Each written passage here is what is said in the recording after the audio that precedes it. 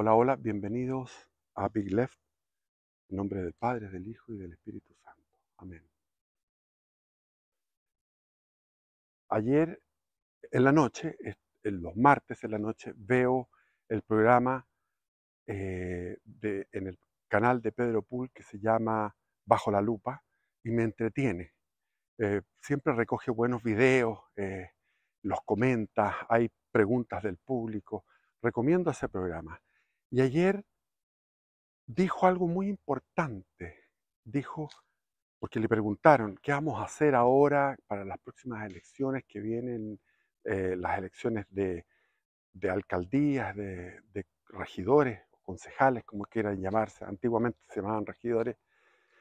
Eh, ¿Por quién vamos a votar? Estamos huérfanos. Efectivamente, estamos huérfanos. No podemos votar por un republicano, no podemos votar por un UDI, menos por un RN y menos por un Huecópoli. Es decir, hay 4 partidos de derecha que no son de derecha y que son peor que la izquierda y que tenemos que castigarlo electoralmente.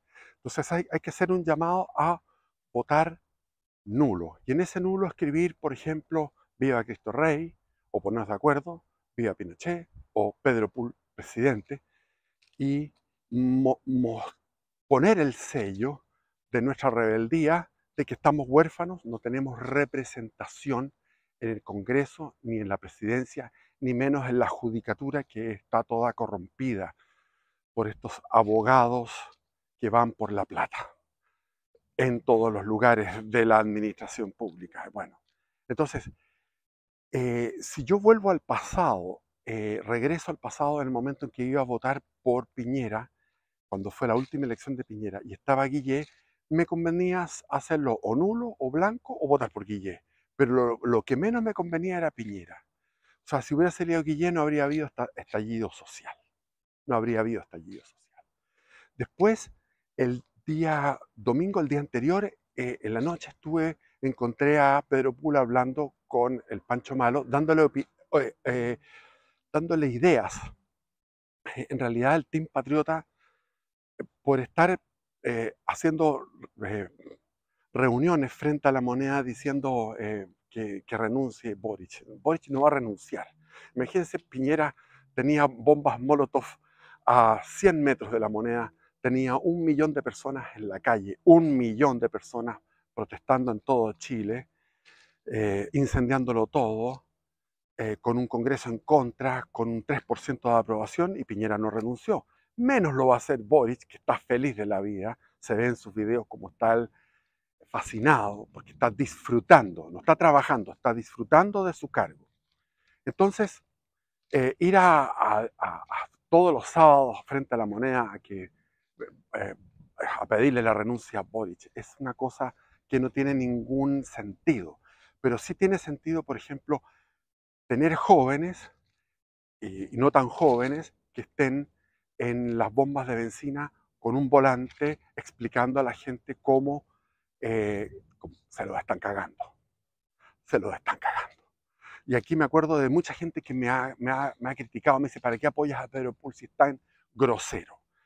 Yo pienso que no hay persona perfecta, no somos, nadie es perfecto, cada uno tiene sus defectos.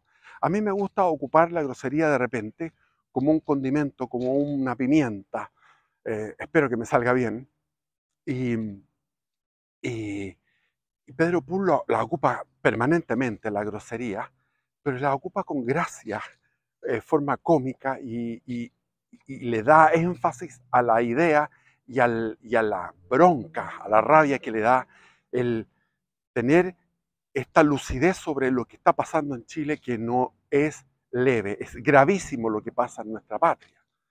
Entonces, olvidémonos de las groserías y no seamos tan culijuntos.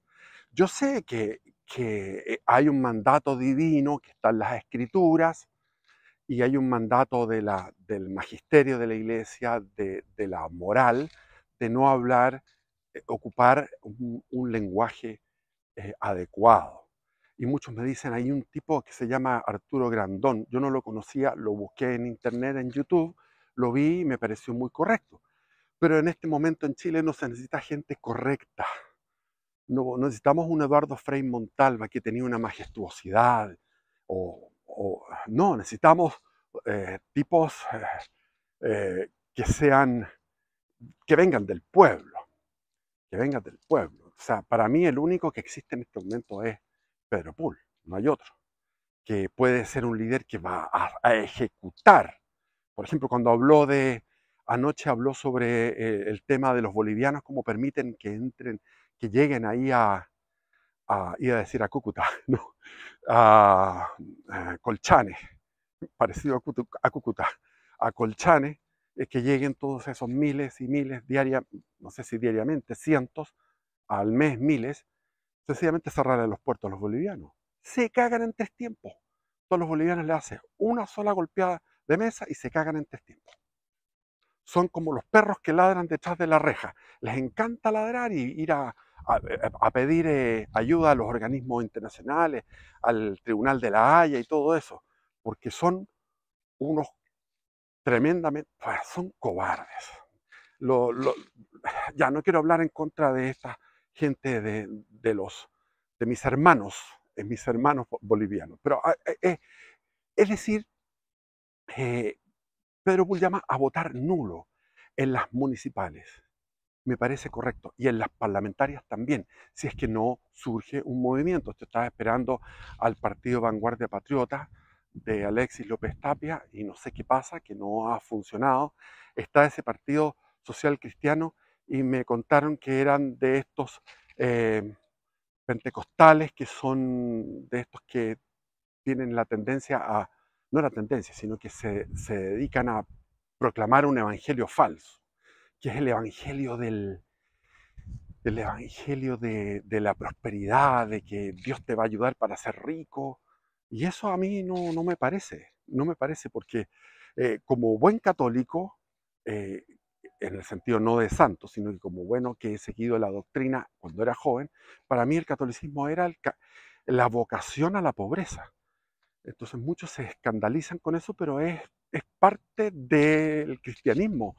Eh, el, el- el aceptar, el ser resignado, uno tiene que trabajar, obviamente, pero, por ejemplo, cuando ahora las parejas no quieren tener hijos, no quieren tener hijos, tampoco quieren casarse, viven juntos, tienen un animal o dos, tienen 2 gatos o tienen un perro o tienen 2 perros y esos son el reemplazo de sus hijos y dicen no nos vamos a casar porque estamos esperando eh, viajar por el mundo o estamos esperando hacernos millonarios y mientras, ¿cuántos millones más necesitas para ser millonario y cuánto tiempo necesitas para recorrer el mundo? Son años, tú puedes estar 200 años viajando por recorriendo el mundo. Entonces, esta generación es una generación que no se enfrenta a los desafíos reales, como ser padre o madre. A mí me pasó cuando fui padre, cuando mi mujer quedó esperando, yo no, tenía un puro par de zapatos que estaban incómodos porque ya no tenía más pares de zapatos. Tenía un puro par de zapatos. No tenía una muda de ropa y no tenía trabajo. Venía huyendo de la corriente del Niño porque había trabajado como pescador artesanal durante un año y la corriente del Niño se había llevado a todos los peces y no había como pescar nada. Entonces volví de Arica a Santiago. Ahí conocí a mi mujer y no tenía pieza tampoco, no tenía habitación, dormía en una habitación, o sea, no en una habitación, dormía encima de un baúl, y entonces en posición fetal, porque no podía estirarme, con un colchón de espuma delgado y con una cortina donde yo le ponía un alfiler de gancho, porque esa era mi pieza, mi habitación era de 1 metro por 2, menos, 1 metro y medio por 80 centímetros. Eso era lo que era mi habitación. En una población, no tenía, como les digo, no tenía independencia de una habitación. Tampoco cuando quería correr, salir a entrenar, iba a entrenar a una cancha de fútbol de tierra, descalzo, a pata pelada, corriendo por la cancha de fútbol de tierra. De repente se armaban unas nubes de polvo, porque corría el viento y bueno, esa era mi situación. No tenía para pagar la micro. Entonces me iba caminando 40 cuadras para llegar al barrio alto y encontrarme con la polola que era en ese momento, y ella quedó esperando. No fue planificado, sino habría sido una locura planificar un embarazo en esas condiciones. Pero sucedió, sucedió el embarazo y a mí me transformó la vida, porque lo que dice el refrán español es que cuando nace una guagua o un bebé, viene con un pan debajo del brazo.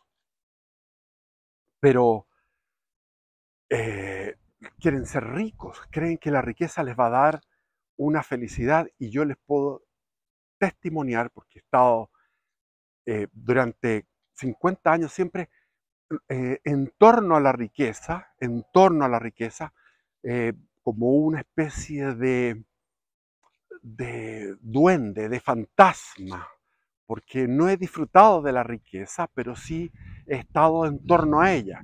Por ejemplo, cuando andaba en Francia haciendo dedo, estuve en el pueblo de Carcassonne, que es un pueblo completamente medieval, durmiendo a la intemperie en, en los viñedos. Entonces me protegían los viñedos de que me viera alguien, y abajo estaba bien acolchonado por tierra y por hojas. Y me fui a la carretera que pasaba por ahí, al lado de Po, perdón, al lado de Carcassonne, y en esa carretera, en una autopista, no me paraba nadie, hacía dedo, no me paraba nadie. Me senté en la baranda metálica y me puse a llorar. Dije yo, estoy frito aquí, no tengo nadie, me va a parar, porque pasan a 200 kilómetros por hora o más. En Europa pasan por lo menos en esa época pasaban muy veloz los autos. Y en un momento determinado para un Austin Mini a lo lejos, porque me vio y paró como a 500 metros. Yo me largo a correr. Tenía experiencia que a veces me pasaba eso, salía corriendo y el auto despegaba y me dejaba corriendo y con la lengua afuera y con la esperanza hecha trizas y con la angustia. Entonces siempre he estado caminando por distintos lugares en medio de la riqueza sin tocarla, pero siendo un espectador, como un duende. Y este hombre era un millonario que andaba en un Austin Mini y me llevó a Antibes. Antibes es un lugar cerca de Niza, donde había desembarcado Napoleón después de la isla de Elba.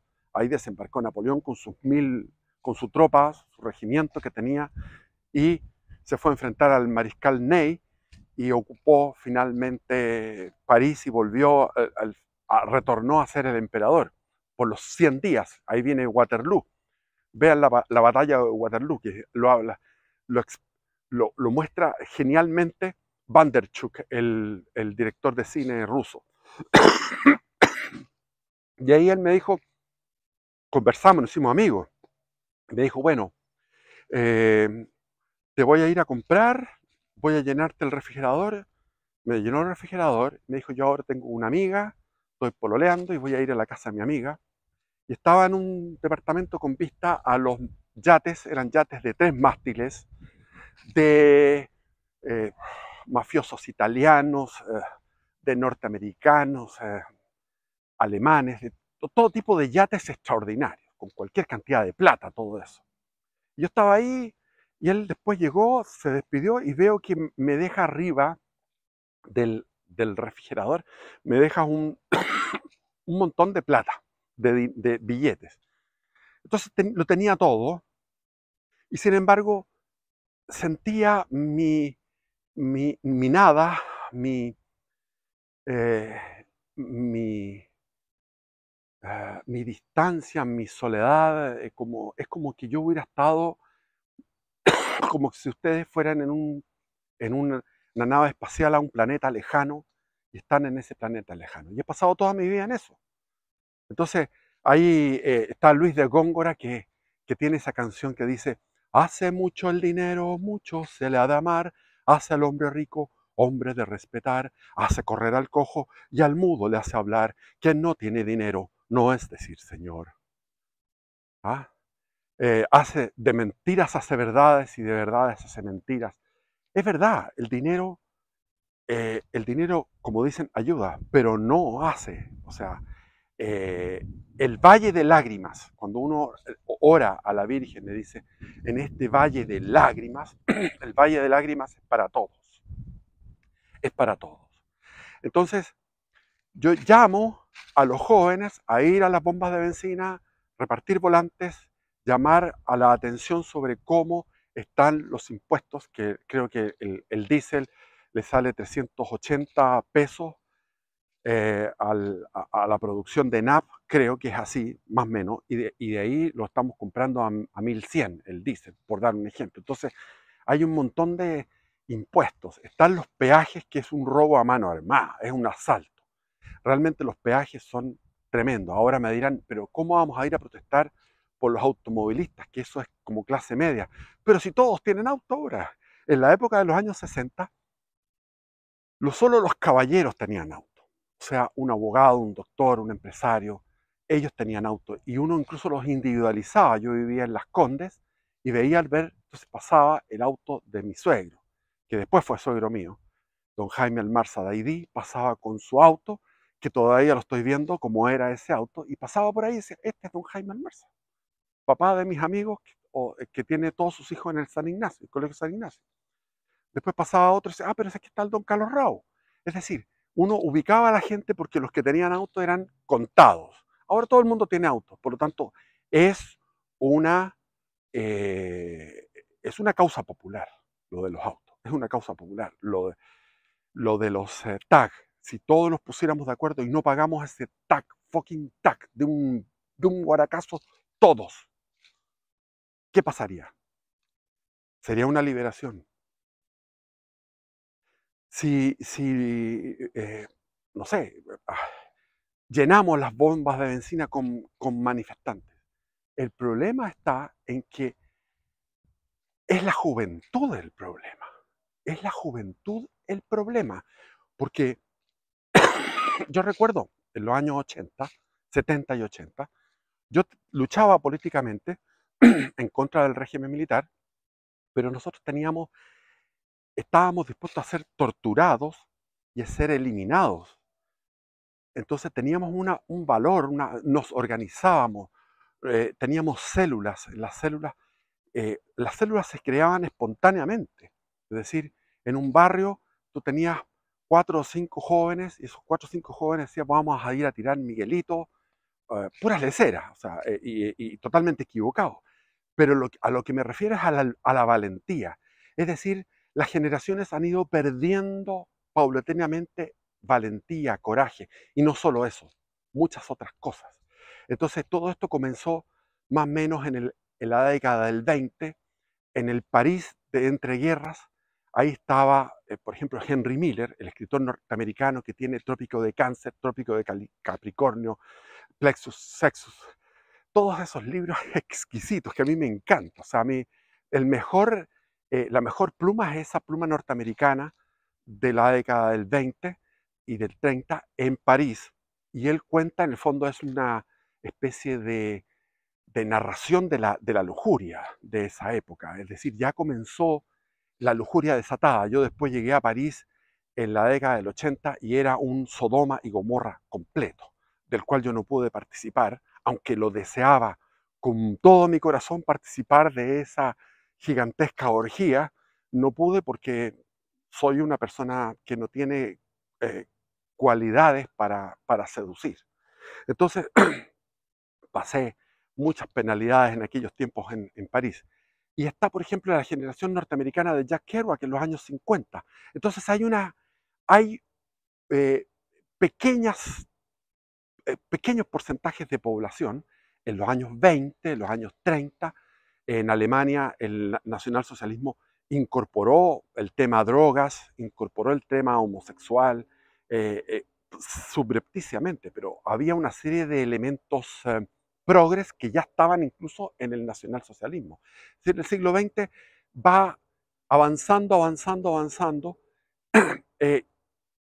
Los peores años del siglo XX son sin duda 1917, cuando aparece la Virgen en Fátima, Nuestra Señora a advertirnos de lo que iba a pasar, y todas sus profecías se están cumpliendo a la letra, perfectamente. Todas las profecías de la Virgen se están cumpliendo.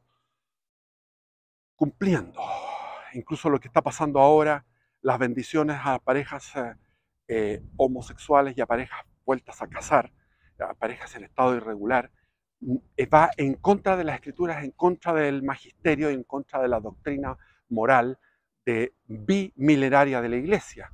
Ya esto está empezando recién, porque están abriendo la puerta de a poquito, la abren de a poco. Y ahí está el James Martin, este jesuita, ya bendiciendo, y los alemanes, siempre los alemanes, buscando el cisma, los alemanes siempre como una especie de anti-Europa, anti-cristiandad. Alemania siempre fue como un lugar de anticristianismo y anti-Europa. Ahí surgió la reforma protestante, ahí vino la guerra de los 30 años, masacró a casi toda la población alemana.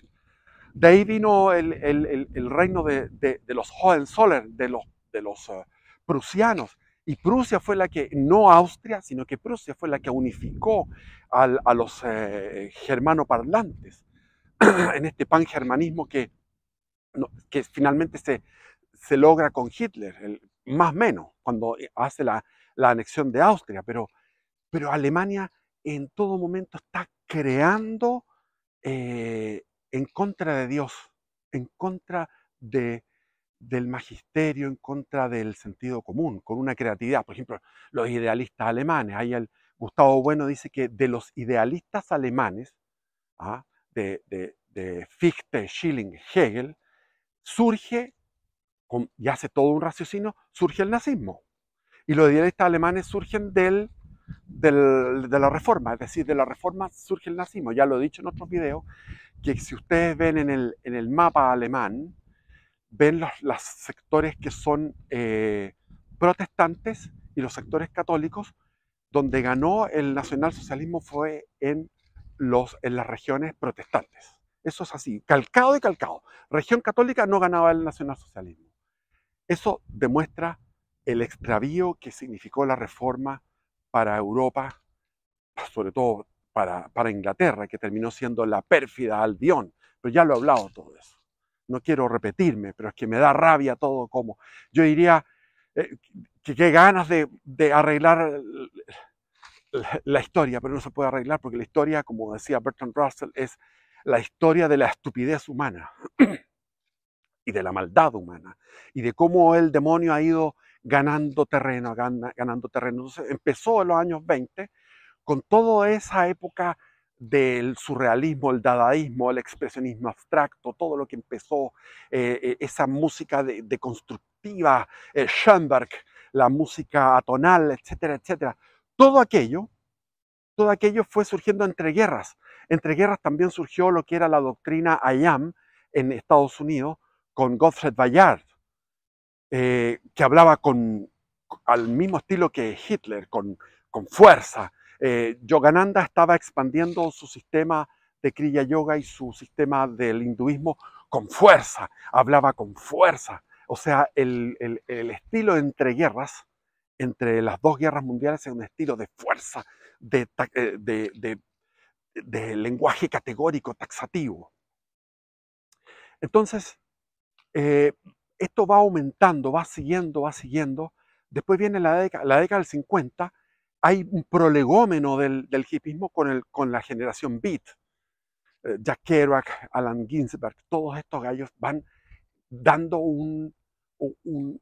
el inicio de lo que fue después la generación hippie. Yo conocí a los hippies como una generación superior en edad, es decir, tengo un amigo que en este momento tiene 76 años y fue el fundador del hippismo en Chile. Estuvo en Berkeley cuando estaba un estudiante de apellido Sabio,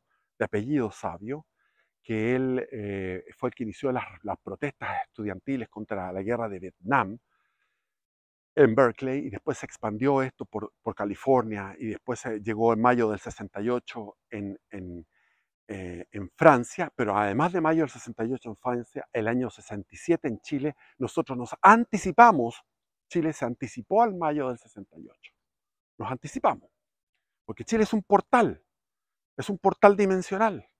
Está Chile, está el, el Medio Oriente, etcétera. Hay lugares que son especiales en el planeta. Y en ese sentido Chile siempre ha sido algo especial y por eso es que tenemos que dar la batalla. Pero lo que estoy refiriéndome a la generación. Las generaciones, la generación, uno puede educar a un hijo y puede darle el pasaje de vuelta, que es la fe. Yo gracias a Dios tengo 6 y los 6, no, 5 son creyentes, son cristianos, 5. Hay uno que no, por él ruego, pero los 6 son de derecha, por ejemplo. Entonces, ahí uno hace cierto trabajo, pero uno ve que la generación es algo más allá de lo que puede hacer un padre. Es, un contagio de entre ellos mismos, entre sus coetáneos. Y eso me pasó a mí, y eso, mi generación fue una generación rebelde que sembró semillas para el futuro. Por ejemplo, en los años 80, el año 80, para ser exacto, el año 80. ¿Qué pasó el año 80? Conocí a las primeras jóvenes que había una que era polola mía, y de ahí los conocí, mujeres que estaban trabajando el año 80 por el feminismo radical que existe ahora. Entonces, vine preparado. Escribí esto para no andar con la Biblia, para no andar con la Biblia aquí en mi paseo. En la segunda carta a Timoteo, capítulo 3, entre el versículo 1 al 17, le dice San Pablo: pero debes saber esto, que en los últimos días vendrán tiempos difíciles, porque los hombres serán amadores de sí mismos, avaros, jactanciosos. ¿Han visto ustedes lo que es una marcha del orgullo gay? Es jactanciosa, amadora de sí misma. Soberbios, blasfemos, la blasfemia. Este amigo, este hippie, que yo les cuento que fundó el hippismo, hasta el día de hoy blasfema. Hasta el día de hoy blasfema. Impresionante, impresionante. Yo he tratado de salvar su alma durante 40 años, llevo tratando de salvar el alma de él. He sido amigo permanentemente de él, pero lo he ayudado económicamente, etcétera, porque el tipo está re mal, tiene eh, un problema cardíaco porque se dedicó a, a jalar cocaína y tomar whisky con cocaína todo el rato, whisky con cocaína. Y ahí se jodió el sistema, no puede caminar ni media cuadra. Pero él es blasfemo, desobedientes a los padres. En la década del 60 comenzó la desobediencia a los padres. Me incluyo.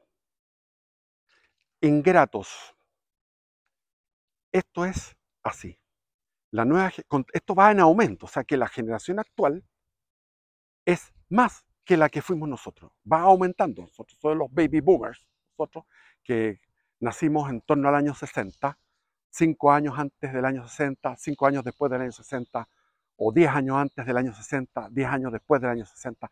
Toda esta generación boomer teníamos errores, pero aún manteníamos, por ejemplo, eh, un orden, una limpieza en la casa. Manteníamos aplicábamos la inteligencia y el sentido común a lo que es manejar una casa, a lo que es cambiar pañales, lavar un water, pasar un trapo por el baño, lavar la loza como corresponde, dejarla guardada, hacer las camas, ir de compras, etcétera, etcétera. Toda una serie de destrezas que nos salían de forma espontánea, natural. Pero ahora yo me doy cuenta que la nueva generación, quizás por esta invasión de la tecnología, no saben tener el cuchillo preciso. Entonces uno puede encontrar, por ejemplo, 10 cuchillos, pero no hay un cuchillo que sirva para tal cosa. No hay un cuchillo papero, por ejemplo. ¿Por qué no hay un cuchillo? No sé. Pero ¿por qué mueles la cosa aquí en vez de hacerlo acá? Porque, o sea, y no son arbitrariedades de mi generación boomer que nosotros digamos, oye, pero tú, no son caprichos nuestros. Es que no están aplicando la lógica, el sentido común en lo cotidiano. Ingratos, irreverentes. Eso lo comenzamos nosotros, lo comenzó la generación hippie en los años 60. Pero ya venía de antes. Por ejemplo, yo conocía esto de vivir en Isla Negra me significó conocer a toda esta élite burguesa que venía de los años 30, por ejemplo, a Luz Rivas Freire, que es tía del Ramón Freire, muy parecida, con los ojos claros, muy parecida a Ramón Freire. Ella eh, había sido la primera mujer que ocupó pantalones en Chile y que había sido del Partido Comunista, tuvo 3 hombres, uno un gringo, otro no, etcétera, contaba toda su vida y yo la escuchaba y ella ya había sido una semilla de lo que fue la generación boomer. Irreverentes, sin amor, implacables, calumniadores, desenfrenados. La misma droga te lleva al desenfreno. Desenfreno. Desenfrenados en, desenfrenados en la lujuria, desenfrenados en la gula, en el alcohol, en la droga, desenfrenados en la grosería, etc. Salvajes, salvajes. ¿Cómo no vamos a ver la primera línea? ¿Qué es lo que era? Todos esos jóvenes mimados destruyendo Chile, salvajes. Aborrecedores de lo bueno, aborrecedores. Destruyamos la iglesia, vamos a donde los templos, destruyamos. Y gritemos, ¡wow! ¿Cómo estamos destruyendo los templos? Traidores, el baby boomer cast, traidor, baby boomer cast, de mi época, más joven que yo. Impetuosos, impetuosos, envanecidos. Todo esto, los izquierdistas son todo esto, envanecidos, impetuosos, amadores de los placeres en vez de amadores de Dios. Amadores de los placeres en vez de amadores de Dios. El primer mandamiento, amarás a Dios por sobre todas las cosas, con todo tu corazón, con toda tu alma, con todas tus fuerzas. Eso no se practica. Dios está ausente. Dios está ausente. Hay una tibieza total. La iglesia que hay ahora, la iglesia católica, es una iglesia tibia. Y me han dicho algunos evangélicos que también en las protestantes pasa lo mismo. Simplemente se ha transformado en una iglesia por ir a cumplir con el dedo pequeño. Y son mentes, ya lo he dicho en algunos otros videos, que son como polígonos, donde su mente es un polígono donde con paredes poligonales, uno va a una pared y toca esa pared, esa es mi pareja. La otra pared son mis hijos. La otra pared, mi trabajo. La otra pared, mis amigos y mi carrete. La otra pared, mi posible amante. La otra pared, Dios. Tengo que ir a estar bien con Dios.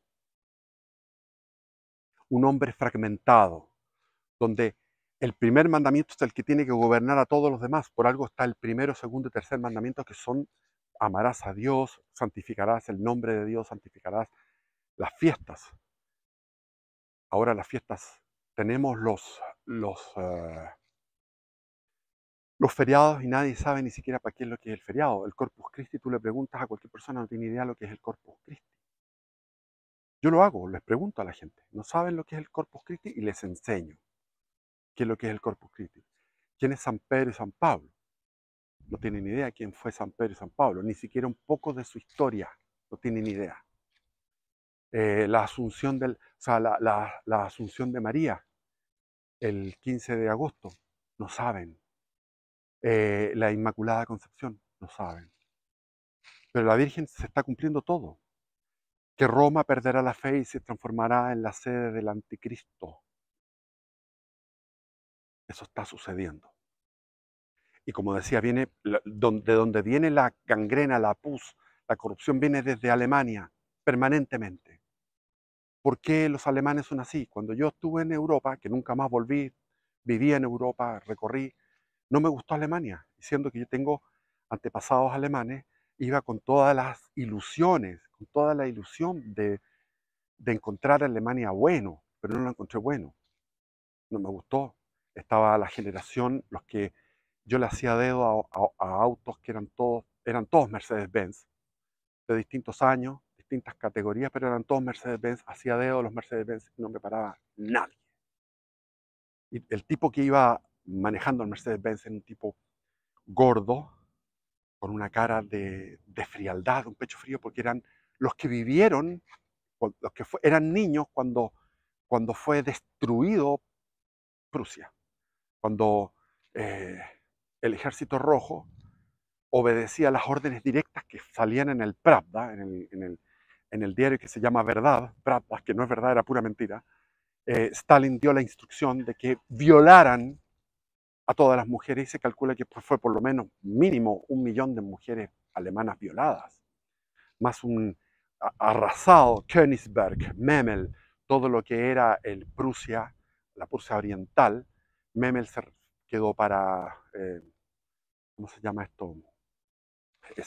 Estonia, Letonia, y Kaliningrado, que ahora se llama Kaliningrado, que era Königsberg, donde estaba Kant, donde había estado Kant, Emmanuel Kant, eso quedó para Rusia, como una isla que está ahí. Vean en internet eso, es increíble.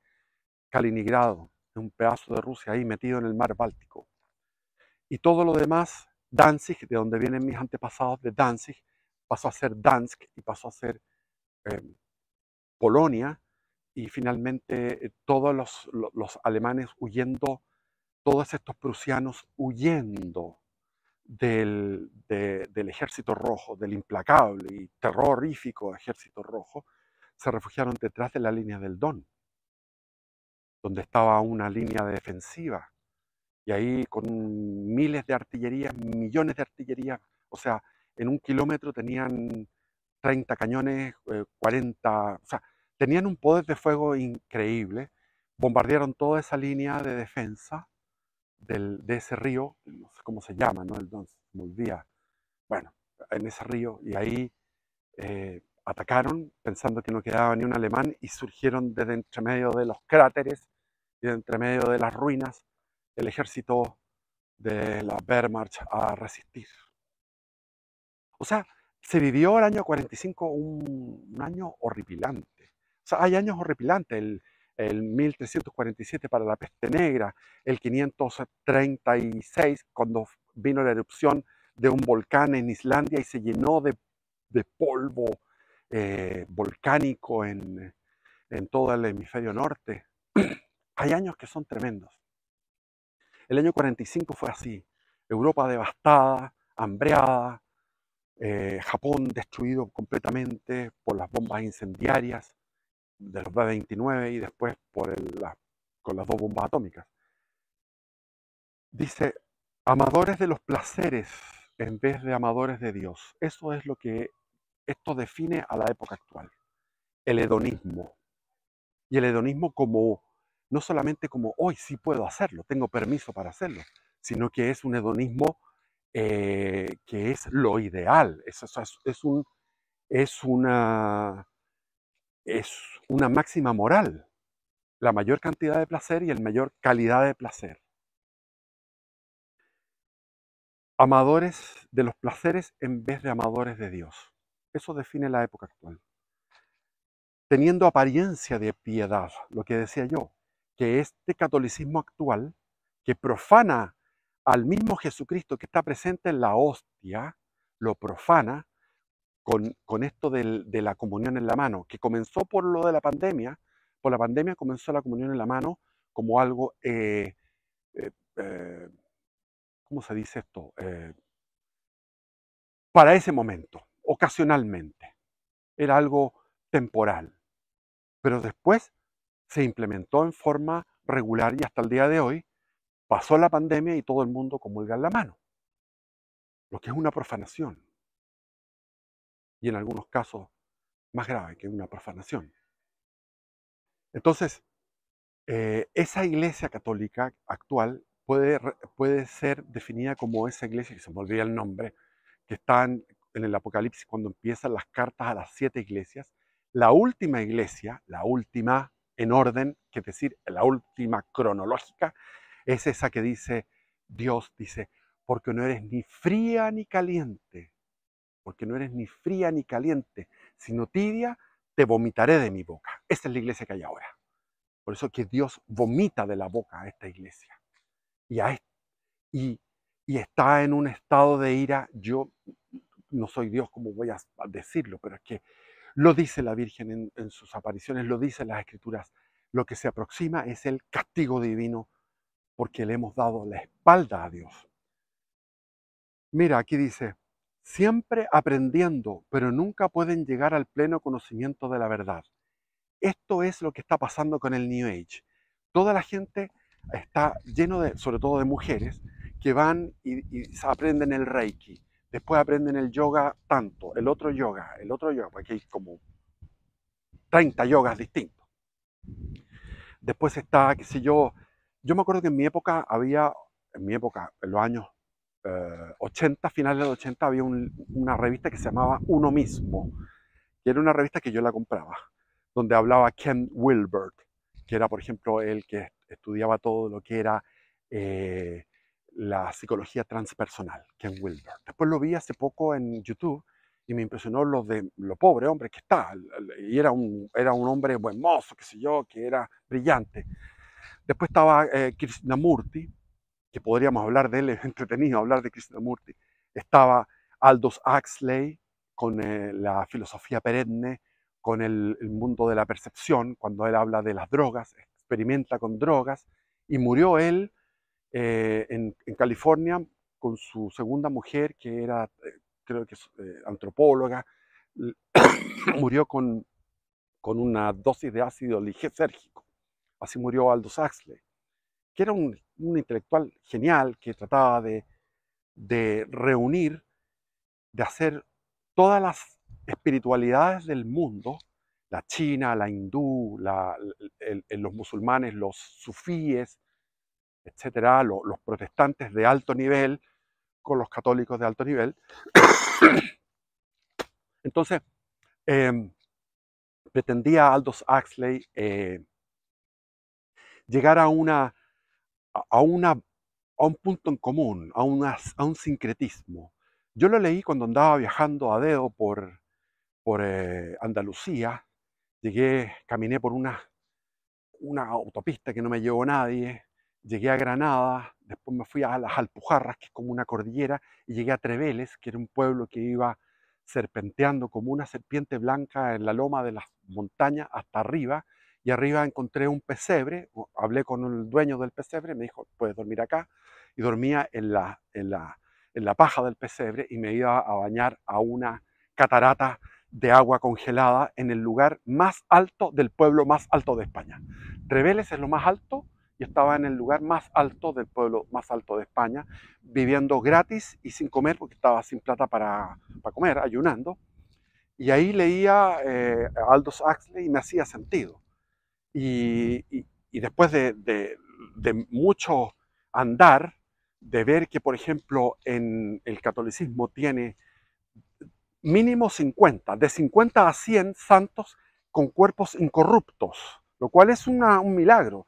Si uno va también a lo que es el sudario de Turín, también es un milagro todo lo que pueden ver ahí los médicos forenses, todo lo que entrega el sudario de Turín como algo increíble. Y también está la tilma de la Virgen de Guadalupe, que eso fue el 12 de diciembre del 1536, creo, o 1532. La visitación de María a México, que significó millones de indios, de indígenas mexicanos convertidos al catolicismo. Y la tilma es un milagro en sí mismo, si ustedes lo estudian. Entonces, después de ir viendo la especificidad de lo católico, no me queda a mí otra que si existe Dios, es católico. Si Cristo fue ese Dios encarnado, es católico. Y todo lo demás es nada, como dice Pablo, dice, todo lo demás es basura. O sea, Pablo había sido un experto en Sagradas Escrituras, había sido un fariseo de primer nivel, muy docto, muy versado, y todo eso es basura. Lo mismo que yo conocí todo lo que era el New Age, como que dice aquí, es muy interesante cómo se expresa, dice, siempre aprendiendo, pero nunca pueden llegar al pleno conocimiento de la verdad. Siempre aprendiendo, pero nunca pueden llegar al pleno conocimiento de la verdad. Entonces, por eso que yo he criticado, se me han tirado muchos en contra a Ramón Freire, porque Ramón Freire es un sincretista, y es un sincretista ramplón, bastante vulgar. Yo, la verdad, lo he escuchado porque tengo una persona querida que lo escucha, y yo lo acompaño en escuchar el YouTube de Ramón Freire, y me doy cuenta que tú vas caminando y a los 2, 3 pasos de caminar hay una mentira, pero no una mentira, una falsedad, una ignorancia. Y 3, 4 pasos más allá, una falsedad y una ignorancia. Y tiene un montón de seguidores, entonces eso te demuestra a ti que la gente no sabe, que son ignorantes, no tienen rigurosidad, porque no lo seguirían. Esto me dicen, pues es que tú eres envidioso de él. No lo envidio. No lo envidio para nada. Yo no envidio el error.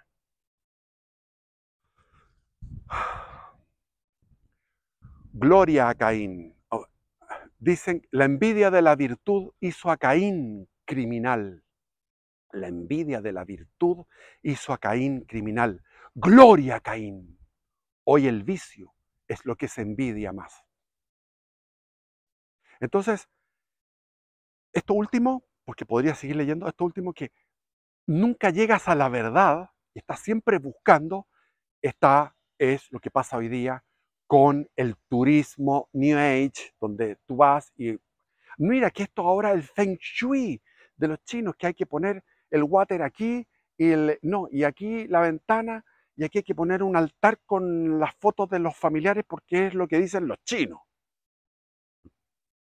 Y después está la curación, la medicina alternativa, ayurvédica. Yo no digo que no, yo digo que son cosas que tienen cierta verdad, pero hay que ocuparlas, como dice San Pablo. Yo cuelo lo malo y, o sea, colar.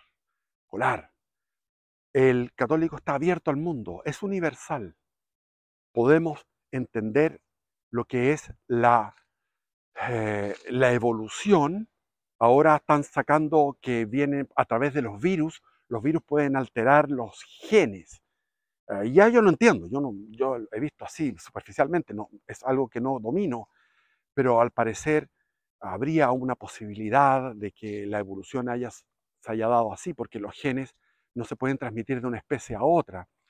Y está el famoso Ramapithecus, después viene el Australopithecus afarensis, que estaba erguido con la mitad de la capacidad craneana nuestra, después vino el Homo habilis, después vino el Homo erectus, y después vino el, el Homo neanderthalis, y finalmente el Homo sapiens, y antes eran 70.000 años para llegar a la 70.000 años de Homo sapiens para llegar a la hembra mitocondrial, a la Eva mitocondrial, y ahora se está tirando a 200.000 años, y el James Webb, este telescopio que está girando en torno al planeta, porque no tiene atmósfera que lo interrumpa, puede sacar fotos de lejanías increíbles, y hay unas fotos de unos sistemas galácticos que están muy cercanos en el tiempo a la primera explosión, que se calcula en 13.700